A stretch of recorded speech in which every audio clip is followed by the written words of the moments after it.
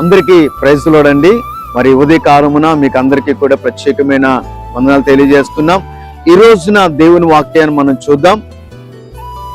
మత్తయి సువార్త 11వ అధ్యాయము 28వ వచనం. ప్రయాసపడి భారం మోసుకొనుచున్న సమస్త జనులారా నా యొద్దకు రండి, నేను మీకు విశ్రాంతి కలుగు చేతును. ఎంత అద్భుతమైన మాట అండి. ప్రయాసపడి భారం మోసుకొనుచున్న సమస్త జనులారా. ఈరోజు ప్రతి మనుష్యుడు కూడా ఏదో ఒక భారంతోనే ఉన్నాడు. అప్పులనే భారము, రోగమనే భారము, వ్యాధనే భారము, కుటుంబ భారము, అనేక మంది సతమతం అవుతా ఉన్నారు. కానీ ఈ భారాలన్నీ కూడా మనుషుడు తను మోసుకోవడానికి ప్రయత్నిస్తున్నాడే తప్ప ఆ భారం నుండి బయట పడడానికి ప్రయత్నించలేదు. ఆ భారం నుండి బయటకు పడాలి అంటే ఒకటే మార్గం అండి, యేసుక్రీస్తు మార్గము. ఎందుకంటే ఆయన అంటున్నాడు, నీ ప్రతి భారాన్ని నా మీద వేయమంటున్నాడు.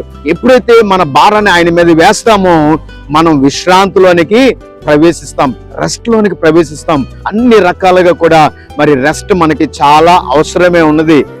యేసుక్రీస్తులో మాత్రమే ఆ రెస్ట్ ఉంది. అందుకని ఈ మాట అంటున్నాడు, ప్రయాసపడి భారం మోసుకొనుచున్న సమస్త జనులారా నా యొద్దకు రండి, నేను మీకు విశ్రాంతిని కలుగు చేస్తున్నాను. ఈ మాట నీ జీవితానికి ఆశీర్వాదకరంగా ఉండునుగాక. ఆమేన్.